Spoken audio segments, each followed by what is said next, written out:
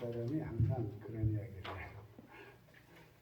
아무리 말씀이 좋아도 늦게 가면 가망 없다. 그런데 죄송합니다. 오늘 사정이 있으시면 할 수 없죠. 죄송합니다. 자, 오늘 안교 교과 보겠습니다.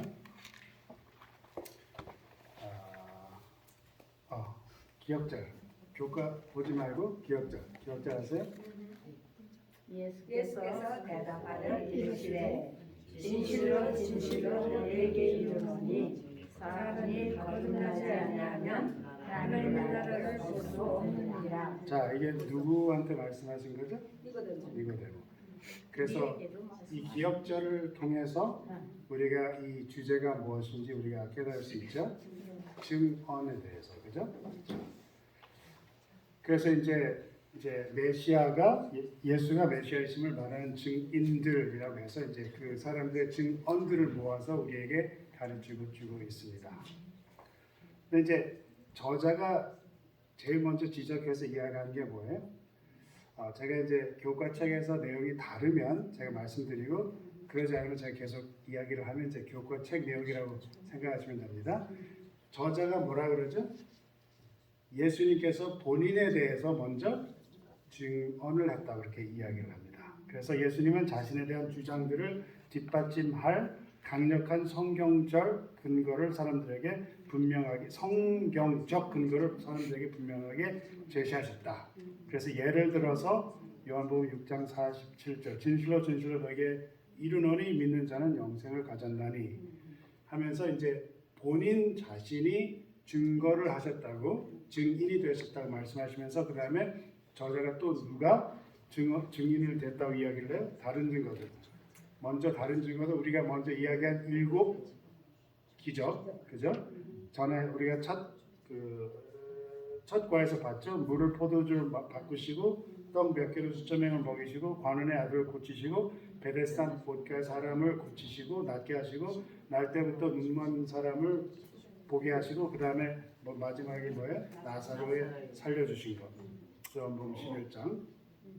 그러면서 저자가 이러한 것 이상의 다양한 사람들의 그 증언들을 이 요한은 기록했다, 기재했다 하면서 유대인, 이방인, 부자, 가난한 자, 남자, 여자, 지배자, 평민, 배운 자, 못 배운 자, 그러니까 모두를 다 포함한 그런 내용이죠. 그리고 더 나아가서 저자는 뭐라 그래? 아버지 하나님의 증거와 성경 자체가 또 증거를 한다 이렇게 이런 그 이야기를 저자가 이야기를 하면서 오늘은 이번 주에는 침례 요한, 베드로와 시몬 베드로, 안드레와 시몬 베드로, 그다음에 빌립과 나다니엘, 바리새인 니고데모와 감춰진 증인 누구요? 감춰진 증인 요한.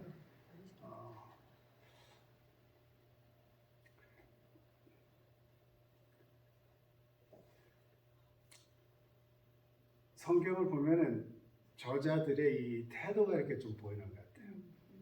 근데 여기서 요한이 자기 자신을 숨기고 마태복음이나 마가복음을 보면은 베드로와 다른 제자가 뛰어가는 그런 걸 묘사를 하면서 이렇게 감춰진 그런 걸 보면은 이분들은 물론 예수님과 같이 동행하고 오랫동안 신앙을 해서 그런 건지 그 숨겨진 그 이제는 본성이 된 그분들의 어떤 뭐랄까 그 자신의 낮춤 이런 게 좀 보이지 않나 생각이 들어요.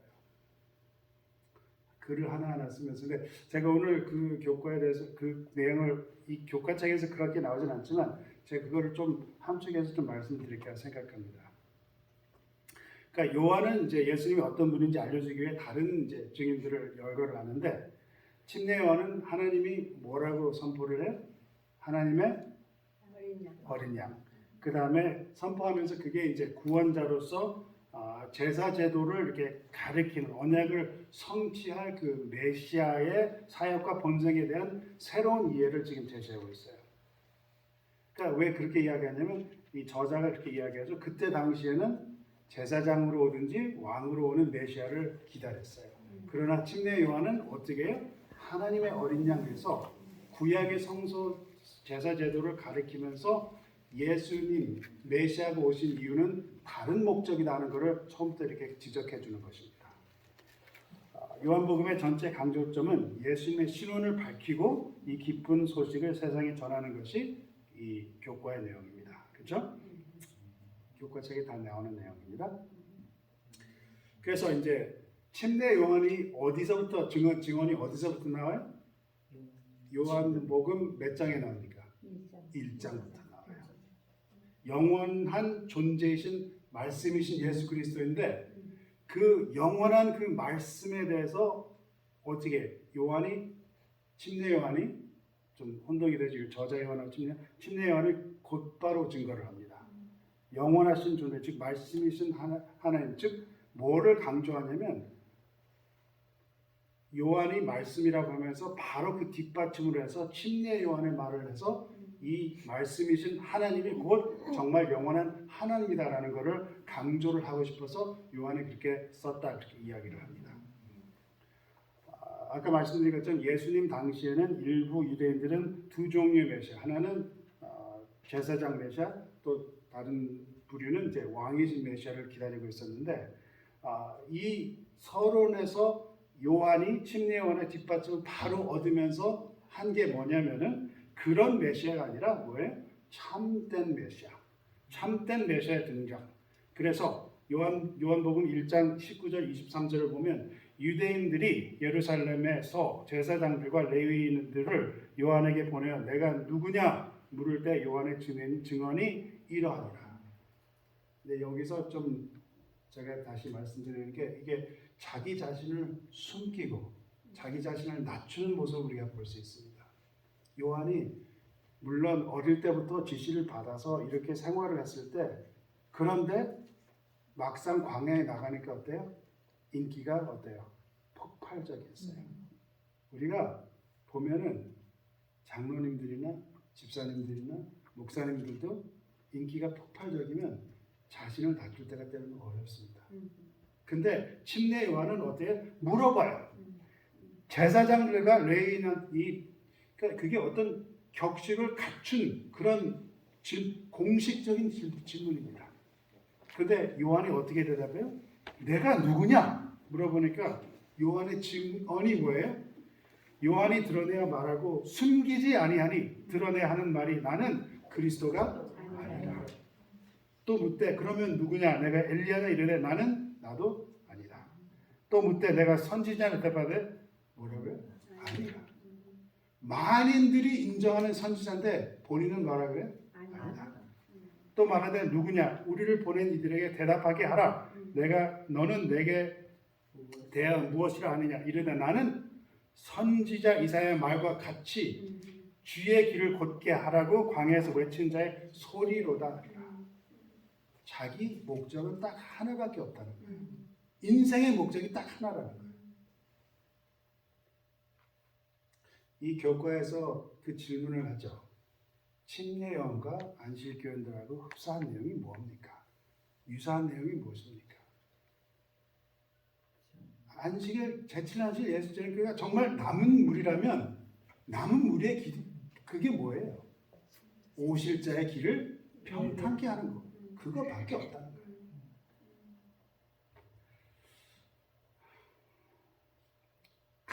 가능한 간명하게 대답했다. 나는 그리스도가 아니라. 그러면서 뭐라 그래요? 나는 물로 침례를 주지만 그리스도는 성령으로 침례를 주실 것이다. 나는 뭐라 그래요? 예수님의 신발끈을 풀기에도 합당하지 않다. 그리스도께서 나보다 앞서신 것은 그가 먼저 계셨기 때문이다. 제가 보기에 우리가 이제 누가복음을 보면은 이건 교과에서 내용 나오는 게 아닙니다. 근데 누가복음을 보면은 누구하고 먼저 태어나기 전에 교제가 있었어요. 엘리사벳하고 요한 어머니하고 예수의 어머니 마리아하고 교제가 있었어요. 마리아가 놀랐어요. 놀라니까 그래서 이제 친척된 엘리사벳한테 갔어요. 엘리사벳도 임신했다고 갔어요. 그러니까 배에서 막 요동을 하면서 기뻐하면서 예언을 해요. 그러니까 마리아가 노래로 응답을 합니다. 그런 불신할 수 없는 일이 있었어요. 그러면은 그 아이를 키우면서 그 엄마가 어땠을까요? 누가복음을 보면 마리아가 이런 모든 것을 보고 어떻게 했다고요? 마음에 담아뒀다 그랬어요. 엘리자베스가 그걸 보고 마음에 담아뒀을까 안 담아뒀을까요? 그리고 엘리자베스이 아들에게 이야기를 하면서 어떻게 키웠을까요? 그런 확실한 것을 키웠기 때문에 그런 사막에 나가서 곳곳이 서서 그렇게 원칙대로 했던 거예요. 그런데 인간적으로 보면은 예수님께서 자기보다 어립니다. 손 아래 사람이에요. 그죠? 그런데 이렇게 나는 예수님의 신발끈을 풀기에도 합당치 않다. 자라면서 계속해서 몇 개월 차이밖에 안 나잖아요. 가서 계속 봐고 계속 느꼈을 거예요. 그리스도께서 나보다 앞서신 것은 그가 먼저 계셨기 때문이다. 이게 지금 저자가 이야기하고 싶은 게, 지금 이게 뒷받침하고 싶은 게 이거예요. 말씀이 태초부터 계셨다. 태초 전부터 계셨다. 모든 것을 창조하셨다. 그리고 요한도 이렇게 그리스도라 할 수 있었던 게, 요한이 인정하는 게 뭐예요? 나보다 먼저 계신 분이다 하는 거예요. 그리스도의 지도자들이 제 생각에 교회 지도자들이 본받을 만한 태도라고 생각합니다. 때로는 내가라고 생각할 수 있어요. 내가. 요한이 내가라고 생각할 수 있어요. 그러나 모든 것은 하나님이시다.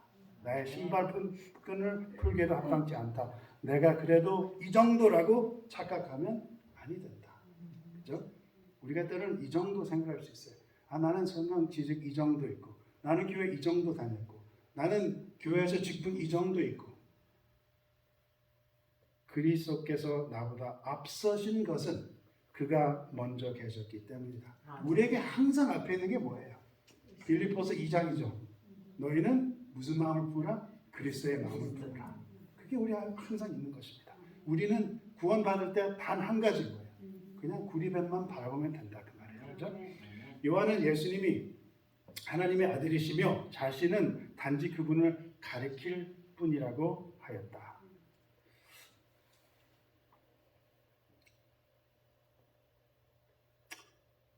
제가 계속해서 이야기해서 죄송합니다. 근데 이건 어떤 면에서 보면 제 자신에게도 이야기하는 거기 때문에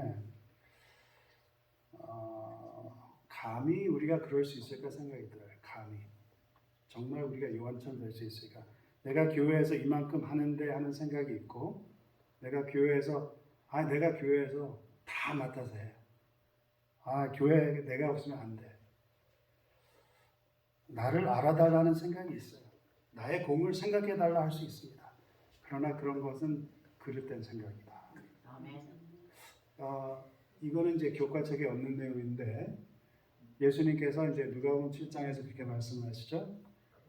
여자 난중에서 가장 위대한 사람이 누구라고 이렇게 말씀하십니까? 요한이라고 그러세요. 그런데 예수님께서 지난번에 제가 설교했던 내용 이상한 말씀을 하세요. 그런데 뭐라고요? 천국에서는 그가 천국에서 지극히 작은 자 그보다 뭐요? 그 말은 우리가 어떤 일을 맡고 어떤 것을 한다 하더라도 우리가 궁극적으로 끝에 가서 우리가 하는 은혜를 구원을 받는 것은 하나님의 은혜밖에 없다는 거예요. 그래서 우리가 할 수 있는 건 하나님께서 맡기신 것만 하면 된다 그 말이에요. 우리가 다른 생각할 필요 아무것도 없고. 그래서 이제 요한의 증언은 그의 사역을 이렇게 이야기합니다. 이제 이사야서 40장 우리가 잘 아는 이야기죠. 외치는 자 3절부터 보겠습니다. 외치는 자의 소리여 이르되 너희는 광야에서 여호와의 길을 예비하라. 사막에서 우리 하나님의 대로를 평탄케 하라. 골짜기마다 도두지며 산마다 언덕마다 낮아지며 고르지 아니한 곳이 평탄하게 되며 험한 곳이 평지가 될 것이라. 이게 요한계시록, 이것도 이제 안 나온 교과에서 안 나오는 건데, 요한계시록 19장을 보면은 예수님 오시기 전에 저기 산과 이렇게 다 평지가 된다는 소식 말씀이 있죠. 예수의 여호와의 영광이 나타나고 모든 육체가 그것을 함께 보리라. 이는 여호와의 입의 말씀입니다.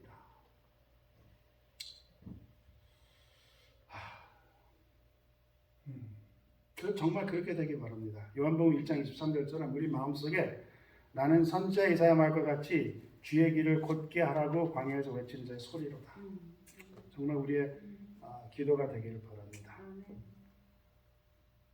그래서 이제 일요일 소재에서 그 저자가 그렇게 설명을 하죠. 옛날에는 왕의 그래서 아마 한국 사람들은 이제 그 가마를 태우자는 생각이 들어요. 여기는 바퀴를 하면 이렇게 팍팍팍 튀는데 가마를 하면 그냥 그래도 어느 정도 균형이 맞으면 편하게 가잖아요. 얼마나 힘들겠어요. 저는 상상도 안 됩니다. 근데 길이 울퉁불퉁했던 거를 이제 먼저 보내서 이제 그 행차가 원활하게 만들기 위해서 먼저 보냈다 그러는데 이 같은 예언의 성취로 진리의 요한은 예수를 위해 사람들의 마음을 준비시키기 위해 왔다. 예수님의 재림이 예수님의 초림보다 더 중요할까요? 안 중요할까요? 중요하죠. 그러면 이 일을 맡은 침례 요한의 일을 맡은 엘리야의 일을 맡은 그런 자들이 만약에 정말 이 세상에 있다면 그런 사람들은 정말 어떠한 사람들이 되어야 될까요? 우리가 침례 요한을 보면 이건 교과에 없지만 누가복음 7장에 보면은 의심을 하는 힘들었던 때가 있어요. 두 제자를 예수님께 보냅니다. 마지막 때 사람들은 그런 것도 없을 것 같아요. 제 생각에. 그런 의심도. 이미 다 기별을 받았기 때문에 요한계시록 14장에 있는 내용 예수님께서 어린 양이 어디를 가든지 따라가는 자들 의심 없이 그냥 지키지만 그런 자들이 제출한 시 예수 재림 교회 성도로서 우리는 어떤 방식으로 침례 요한이 한 것과 같은 종류의 사역을 감당해야 하겠습니까? 하나님께 전적으로 맡기는 하나님께서 주시는 분부를 전적으로 받아들이는 그런 자들이 되어야 되지 않을까 생각이 듭니다. 그다음에 하나님의 어린 양 요한복음 1장 29절 37절을 읽으라. 침례 요한은 예수에 대해 무엇이라고 선포하고 있는가? 이튿날 요한이 예수께서 자기에게 나아오심을 보고 이르되 그가 세상 죄를 지고 가는 하나님의 어린 양이로다.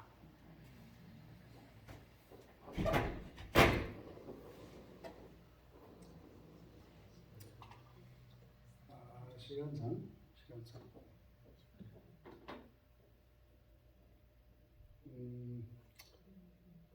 시간상 이제 성경 다 읽지 않고 침례 요한은 이제 예수님에 대해서 무엇이라고 선포를 했습니까?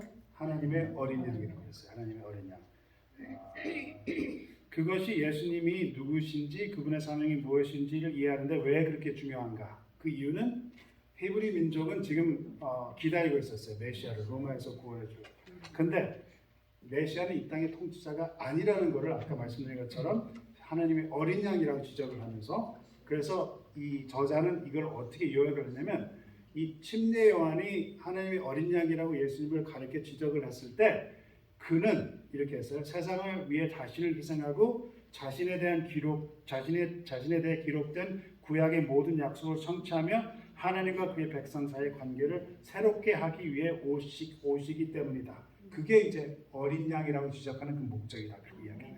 그래서 침례 요한이 예수님을 하나님의 어린 양을 선포한 것은 메시아의 사역과 본성과 새로운 이해를 제시하려고 요한복음의 목적을 뒷받침한다. 그래서 1장부터 이렇게 나왔다 이렇게 이야기를 합니다. 그래서 실제로 예수님은 창세기 3장 15절에 처음 주어진 구원자에 대한 약속에서 비롯된 제사제도가 가리키는 언약을 성취하신 어린 양이시다. 그렇죠? 그래서 시대의 소망은 예수의 침례 시 요한이 예수를 하나님의 어린 양이라고 가리켰을 때 새로운 빛이 그러니까 그 전까지는 이 이스라엘 백성이 잘 몰랐던 알았어야 됐죠 사실. 그러나 몰랐던 새로운 빛이 메시아가 할 일을 밝히 비추었다. 요한의 마음은 그가 도수장으로 끌려가는 어린 양이라는 이사야서 54장 7절이라는 이사야의 말로 이끌리고 있었다. 그래서 이제 목적을 이루심을 증언한. 근데 이제 세 구절을 이야기를 하죠. 마가복음 10장, 그다음에 로마서 5장, 그다음에 베드로전서 2장. 그죠? 그래서 인자가 온 것은 섬김을 받으러 온 것이 아니라 도리어 섬기려 하고 자기 목숨 많은 사람의 대성물로 주려 합니다. 로마서 5장이죠. 우리가 아직 연약할 때 기약대로 그리스도께서 경건하지 않은 자를 위해서 죽으셨도다. 베드로전서 2장 신이 나무에 달려 그 몸으로 우리 죄를 담당하셨으니 이는 우리로 죄에 대하여 죽고 의에 대하여 살게 하려 하십니다. 그가 채찍에 맞은 우리 너희는 나음을 얻었나니 우리가 이런 말씀을 누루 들었기 때문에 마음에 감동이 안 옵니다. 근데 그때 당시 하나님의 어린 양을 보라 했을 때 침례 요한이 가르쳐주고 그 제자들에게 예수님께서 말씀하셨을 때 이건 정말 획기적인 그런 기별이었던 거예요. 그렇죠? 그래서 이 구절들은 마가복음, 로마서, 베드로전서 구절들은 하나님의 어린 양으로서 예수님의 역할을 이해하는데 어떻게 도움이 되는가? 목적을 이루심을 증언하는 거예요. 그렇죠? 침례 요한은 예수님의 사역에 대해서 더 알아야 할 것이 많았지만 그분이 약속된 메시아, 예언을 성취하며 오실 분이라는 것을 확신했다. 저자는 그렇게 말하지만 누가복음 7장 보면 좀 그렇지는 않은 것 같은데 어쨌든 하나님의 어린 양이라는 그분의 칭호를 생각해 보십시오. 무엇을 연상하게 합니까? 저자가 질문을 하죠. 그다음에 답이 이겁니다. 구약 제사 제도와 연결시켜 주시는 것은 우리들의 구원의 놀라운 대가를 이해하고 감사하는데 어떻게 도움이 됩니까? 어떻게 생각하세요? 그건 제가 질문을 드리겠습니다. 여러분 마음에 어떻게 생각하세요? 이 하나님의 어린 양이라고 이렇게 딱 연결해 준 게 구원의 그 놀라운 대가를 이해하고 감사하는데 어떻게 도움이 되나요? 도움이 되나요? 나를 위해서 희생제물이 되었다 하는 그런. 그게 장로님 말씀이 딱 정확한데 그 먼저 나오는 그 나를 위해서 그게 정말 우리 마음속에 정말 그게 확신이 있어요. 나를 위해서. 그러니까 그냥 세상의 구세주가 아니라 나를 위해서. 근데 제가 보기에 그렇게 하기를 위해서는 뭐가 중요하냐면 제 생각에 자기 자신을 돌아보는 게 참 중요하다고 생각해요. 그러니까 성령의 역사하셔야 소명으로만 그게 마음 깊이 들어오지. 그냥 읽을 때는 맞아요. 그러니까 우리가 그 탕감을 받은 그 빚진 자, 그 사람이 그 빚에 대한 현실이 없었던 것 같아요. 그죠? 우리가 죄에 대한 나의 죄에 대한 현실이 있으면 내가 죄인이라는 걸 정말 깨닫고, 근데 우리가 고린도서 13장을 보면 사랑이라고 그러잖아요. 근데 사랑이 우리가 지금은 대면에서 못해 거울로 보는 것처럼 하지만 그런데 예수님께 더 가까이 가면 가까이 갈수록 예수님의 사랑이 우리가 보이면서 우리의 더러운 것이 정지한다고 했잖아요. 그런 게 좀 더 필요한 게 아닐까 생각이 들어요.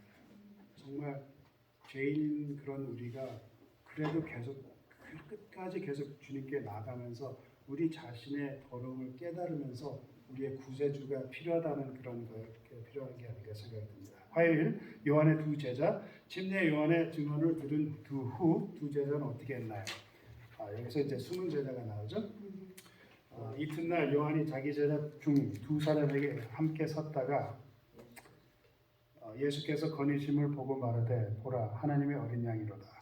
두 제자가 그의 말을 듣고 예수를 따르거나. 제가 여기서 이게 읽으면서 제가 느낀 게 뭐냐면 우연으로 이 안드레와 요한이 이 말을 들은 게 아니다 생각이 들어요. 왜 그러냐면 이 사람들은 진리를 추구했던 사람들. 그래서 침례 요한이 바로 옆에 있었던 거예요. 그래서 이튿날 보면서 예수님 보니까 하나님의 어린 양이다. 두 제자가 그의 말을 듣고 예수를 따르거늘 예수께서 돌이켜 그 따르는 걸 보시고 이르시되 무엇을 구하느냐? rabbi 어디 계시노니까? 예수께서 보라. 와서 보라. 혹시 여기 그 이번 주의 테마 반복되는 단어가 있다면 어떤 단어로 생각하셨어요? 진리비 니고데모에게 와서 보라. 와서 보라. 그죠? 와서 보라. 아멘. 와서 보라. 그죠? 그래서 하루를 같이 보냈는데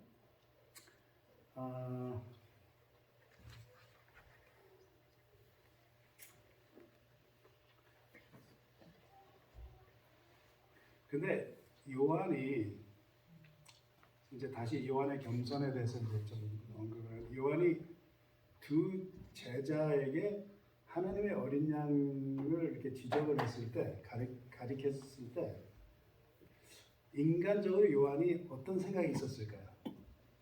인간적으로 모르겠어요. 이게 너무 추측하는 건데 내가 나보다 더 좋은 선생을 가르치면 이 제자들이 떠날 수도 있다 생각할 수 있을 것 같아요. 그죠? 근데 요한은 그렇지 않았습니다. 어쨌든 하루를 같이 보내는데 자신의 경험을 다른 사람들하고 나누고 싶다는 소망을 품는다. 저자가 이렇게 이야기했어요. 근데 제가 보니까 정말 그런 것 같아요. 믿음을 전할 때는 오랜 믿음이 필요 없습니다. 정말 그래요. In fact, 사실은 교회 성장학을 공부를 해보면 6개월 이상 된 사람들을 전도하기 힘들어요. 그러니까 교회에 몸담금이 6개월 이상 된 사람들, 저는 6개월이 넘었죠. 여기 앉아 계신 분들 거의 6개월 넘었죠. 새색 씨가 아기를 낳는다고. 그죠? 왜 6개월이 넘으면 힘드냐면 교회를 다니면서 어떻게 해요? 교회 아닌 사람들하고 줄을 다 끊습니다. 연을 다 끊어요.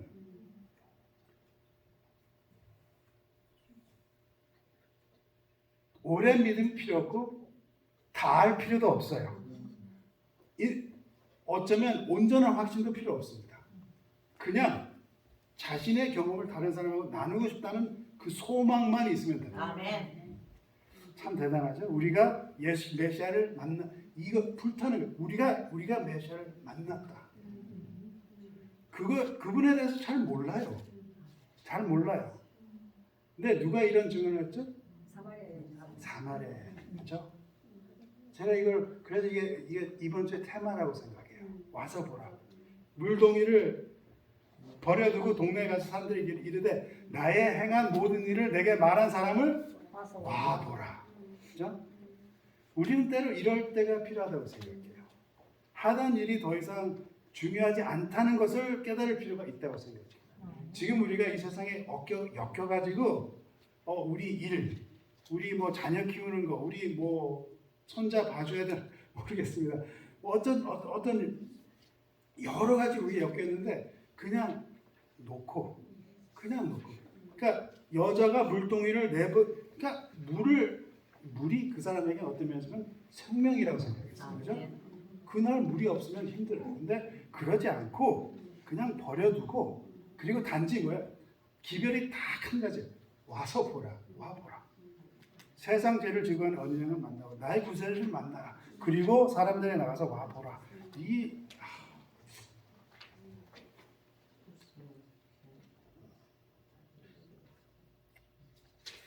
이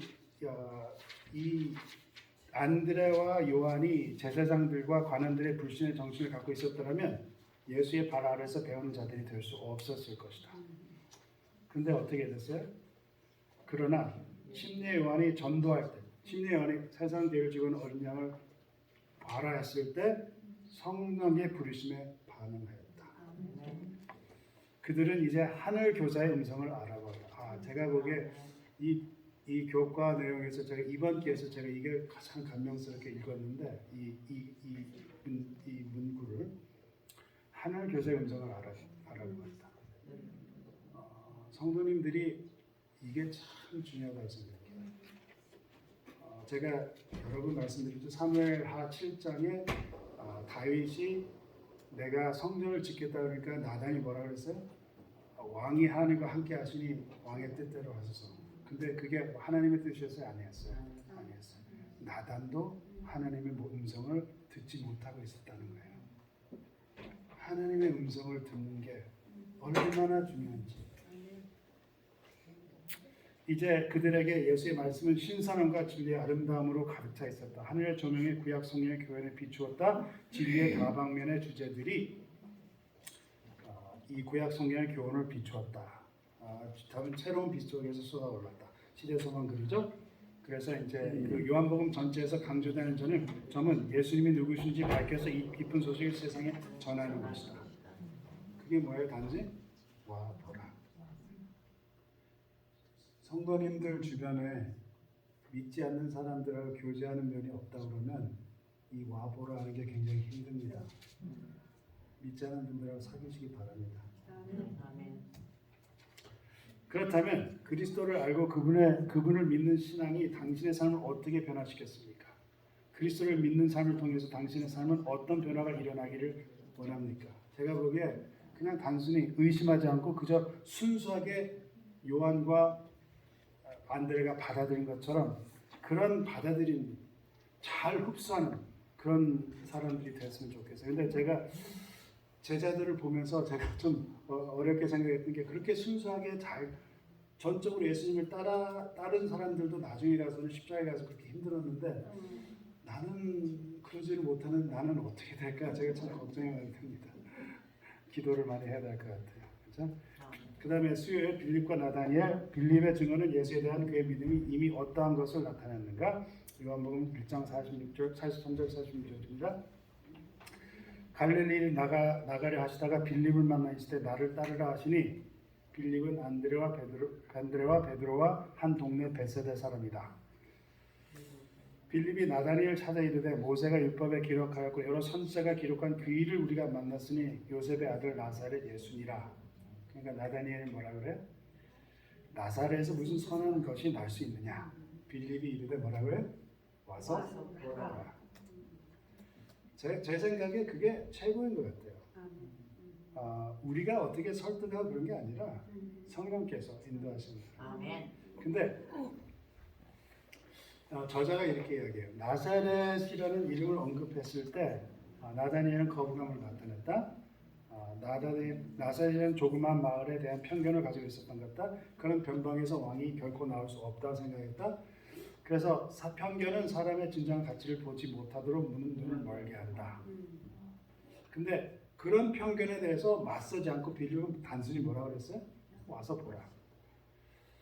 근데 문제는 이겁니다. 빌립이 나다니엘한테 와서 보라 했을 때 그 와서 보라는 효과가 있었어요, 없었어요? 있었어요. 왜 있었어요? 빌립은 그만큼 신뢰했기 때문에. 아니죠. 예수를 봤기 때문에. 아멘. 죄송합니다. 예수를 봤기 때문에. 그죠? 근데 우리가 와서 보라 하면 우리한테 무슨 문제가 있어요? 내가 봤어요. 여기 왔을 때 사람들이 예수를 보겠느냐 그게 문제예요. 와서 보라 했을 때 사마리아 여인이 와 보라 했을 때 누구한테 지적을 했어요? 예수님. 빌립이 나다니엘에게 했을 때 와서 보라 했을 때 누구를 지적했어요? 예수님. 우리가 와 보라 할 때 여기에 누가 계셔야 돼요? 예수님. 여러분 이게 중요합니다. 예수님을 방식도 아니고 어떤 도도 아니고 목사님, 네. 먼저 내 스스로에게 확신이 중요하겠죠. 확신이 있을 때 와보라 하시잖아요. 맞아요. 근데 그 확신이 아까 본 것처럼 하루만 지내도 확신이 있어야 돼요. 우리가 다 알고 다 저기 하고 이제 내가 확신이 있다 그거보다 예수는 메시아다 그 확신만 있으면 된다. 근데 와서 보라는 우리는 그 말에 능력이 없어요. 전에는 전도 그 건강 전도나 예언 전도를 많이 했죠. 그러면 사람들이 많이 들어옵니까 안 들어옵니까? 들어와요. 근데 문제는 뭐예요? 이 사람들이 와서 보니까 어때요? 잘못이 많지. 와서 보니까 서로 화해가 안 되는 거예요. 그렇죠? 생각했던 것과 다르기 때문에 예상했던 것과 다르기 때문에 그러면 우리는 어떻게 예수의 임재를 가르칠 수 있습니까? 우리가 단순히 말할 수 있는 건 와서 보라. 정말 그거 같아요. 우리가 다른 거 할 수 없어요. 우리가 부부 사이에 서로 설득을 하려고 해도 됩니까? 안 됩니까? 안 돼요. 남을 설득하려고 할 수 없는 건 성령께서 하시는 거예요. 우리가 와서 보라는 어디에서 권능이 날 수 있을까? 제가 보기에 이거는 이제 교과 내용에서 나온 게 아닙니다. 요한복음 14장 34절 35절 새 계명을 너에게 주노니 서로 사랑하라. 내가 너희를 사랑한 것 같이 너희도 서로 사랑하라. 너희가 서로 사랑하면 이로써 모든 사람이 너희가 내 제자인 줄 알리라. 아멘. 사랑이 있으면 진정한 사랑이 있으면 예수님의 희생적인 정신적인 사랑이 있으면 예수를 닮아가는 게 있으면 예수를 닮은 그리스도의 마음을 품으면 그것이 설득력이 있는 거예요. Actually 그것만 설득력이 있는 거예요. 아멘. 와서 보라 해놓고 교인들이 서로 헐뜯고 서로 상처를 주고 그러면 그 와서 보는 사람이 뭐를 배울까요? 그런 몸에 같이 공존하고 싶은 마음이 있을까요? 우리가 품성에 있어서 우리 구주를 더욱 밀접하게 닮으면 닮으면 닮을수록 그분 이건 교과책에 없는 내용입니다. 그분께서 위에서 돌아가신 자들을 위해 우리의 사랑은 더욱 커질 것이다. 피차가는 이타적인 사랑의 정신을 나타내는 그리스도인들은 불신자들이 결코 반박할 수도 저항할 수도 없는 그리스도를 위한 증거를 하고 있는 것이다. 아멘. 그와 같은 모본의 능력은 도저히 측정할 수 없다. 교인이 나타낸 그리스도의 사랑만큼 사단과 그의 사자들의 개척을 성공적으로 좌절시키는 것도 구속주의 나라를 세울 수 있는 것도 없다. 와서 보라 할 때 뭐가 있어야 된다고요? 마음에서 진정 우러난 그리스도의 사랑. 죄송합니다. 제가 계속 읽는 걸 버벅거려요. 죄송합니다. 화요일 소절을 보면 이런 말이 있죠. 화요일 소절을 보면 예수께서 우리를 아신다는 것은 요한복음에서 계속 나타나는 주제이다. 근데 여기서 뭐라 그래요? 나다니엘을 만나시면서 뭐라 그래요? 예수는 그 몸을 저에게 의탁지 아니하셨으니 이는 친히 모든 사람을 아심이요 하는 말이 있죠. 또 친히 사람의 속에 있는 것을 아심으로 사람에 대해 아무의 증거도 받으실 필요가 없습니다. 그래서 그래서 이제 예를 어떻게 이야기해? 저자가 베드로를 알고 이해하셨기 때문에 이제부터는 요한의 아들 뭐라고요? 이제는 개바라. 그죠? 그 다음에 예수님은 당신이 누구신지 어떻게 확신하셨는가? 어떻게 하셨어요? 나다니엘에게 네가 나무 밑에 있을 때 너를 이미 봤노라. 그랬죠? 그러니까 이제 나다니엘의 반응이 뭐예요? 랍비여, 당신 하나님의 아들이시오, 당신이 이스라엘 임금이었습니다. 그죠? 예수님은 당신이 누구신지 어떻게 확신하시면 내가 너를 보았노라. 내가 너를 아노라. 지금 그런 노래가 있죠. 내가 너를 아노라.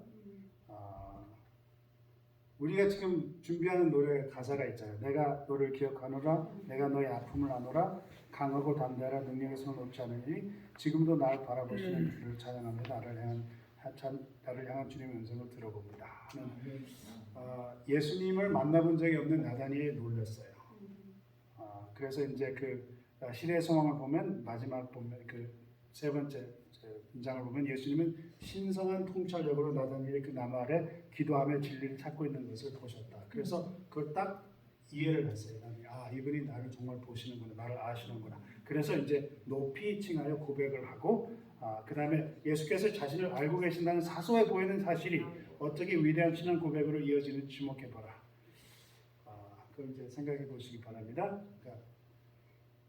그러니까 여기서 저자가 말하고 싶은 거는 예수님께서 뭐라고 말씀하세요? 내가 사람 머리, 털, 끝 숫자까지 안다고. 그리고 이사야서 49장에 뭐라고 그러셨어요? 손바닥에 있는 것처럼 안다. 어미가 젖먹는 어미가 너를 잊어도 나는 너를 잊지 않는다. 내가 너를 안다 하시는 그거를 정말 우리 마음속에 깨닫고 받아들이면 그게 우리를 어떻게 바뀔 거냐. 그거는 자신을 알고 계신다는 사소해 보이는 사실이 이런 위대한 신앙 고백을 만들어준다. 정말 우리 안에서 예수님께서 우리를 아시고 개인 하나를 지켜주시고 사랑해 주시다는 그런 확신을 가지시기 바랍니다. 그래서 니고데의 증언은 요한복음 주제를 어떻게 뒷받침하는가? 답은 요한복음 3장 1절부터 21절. 예수님은 각 사람의 마음을 알고 계신다는 것을 뒷받침해주고 있는 것입니다. 근데 이 목요일 니고데모의 증언에 대해서는 시간이 약간 니고데모의 증언에 대해서는 니고데모가 나올 때 말을 할 때 부지중해라고 그래요. 저자는 부지중해, 그죠? 왜냐면 처음 만나니까 모르잖아요. 그러니까 부지중해라는 말이 왔죠. 근데 어떻게 와요? 그는 부지중에 이미 예수께서 메시아심을 뒷받침하는 증거를 제시하고 있다. 그러면서 어떻게? 랍비어 하면서 행하신 표적을 이야기를 해요. 그래서 이 저자는 이렇게 얘기합니다. 니고데모는 예수의 표적을 하나님의 부르심의 증거심으로 보았지만 그것이 예수님이 메시아에 관한 구약의 예언의 성취하시는 분이라는 가리키는 것을 생각하지 못했다. 그러니까 기적과 이적과 그런 것을 봤을 때 선지자라고 생각했지 부분적으로 알았다. 부분적으로 했다. 그래서 예수께 올 때 또 그는 여전히 의문을 가지고 있었고 이 시점에서는 아직 예수님을 그리스도로 생각하지 않았다. 부분적으로 인정하는 건 제 생각에 좋은 게 아닌 것 같아요. 그죠? 아직도 의심이 도사리는 그런 믿음.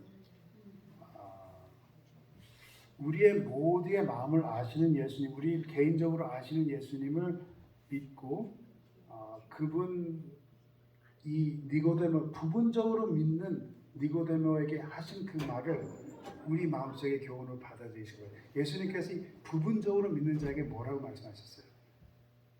뭐라고 말씀하셨어요? 거듭나라 그렇게 말씀하셨어요. 전적으로 믿어라. 전적으로 믿고 다시 태어나서 우리 자신을 가지고 우리가 하늘나라에 갈 수 있다고 생각하는 기대를 버리셔야 됩니다. 그건 부분적으로 믿는 거예요. 부분적으로. 예수는 좋은 분, 좋게 말씀해 주신 우리의 구세주, 우리 메시아가 아니라는 거예요. 근데 그렇게 부분적으로 믿으면 아직 거듭나지 못한 거예요. 오직 예수의 은혜가 우리를 덮은 후에 이제 내가 사는 것이 아니라 내 안에 그리스도가 사는 것이니 하는 그 마음 예수 그리스도의 마음을 품어야지 우리라는 자아를 버려야지 우리가 혼인 예복의 옷을 입고 있을 수 있다는 것입니다. 그래서 시간이 다 됐습니다. 네, 시간이 다 됐죠? 그래서 이제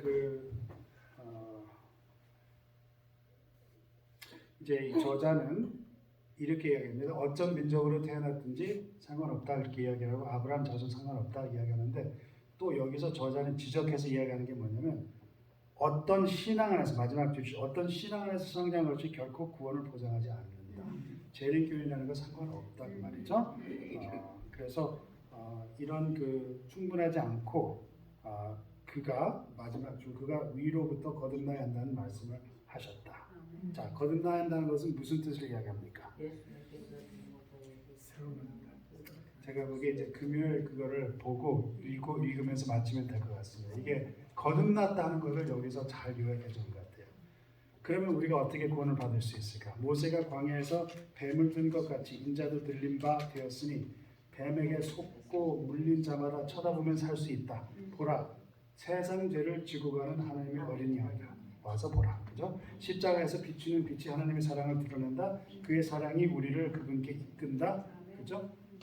보면 사랑이 드러나면 우리가 거기 이끌림을 당하고 만일 우리가 이 이끄심에 저항하지 않는다면 우리가 모든 것을 포기하고 이제는 내 안에 그리스도가 산다는 것을 하고 구주를 못 받게 한 죄를 회개하는 가운데 십자가 밑으로 인도함을 받으면 그때에 믿음으로 말미암아 하나님의 영이 사람의 심령에 새 생명을 준다. 생명과 욕망은 그리스도의 뜻에 순종하게 된다. 생명은 우리 속에 역사하시며 모든 것을 자식에게 적정하게 하시는 그분의 형상으로 새로 지음을 받는다. 그때 하나님의 율법이 심령에 쓰여지게 되며 우리는 그리스도와 더불어 나의 하나님이여 내가 주의 뜻을 행하기 즐겨나이다 라고 말할 수 있게 된다. 이게 거듭나게 된다는 것입니다. 그런 삶을 사시기 바랍니다.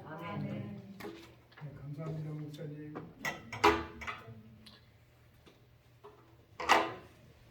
장로님, 이제 안배설을 시작하셔야 되겠어요. 11시. 네, 목사님으로 끝나세요. 목사님으로 안식일학교 마치겠습니다. 곧 이어서 예배를 시작하겠습니다. 시간이 너무 짧네요. 목사님 더 하세요.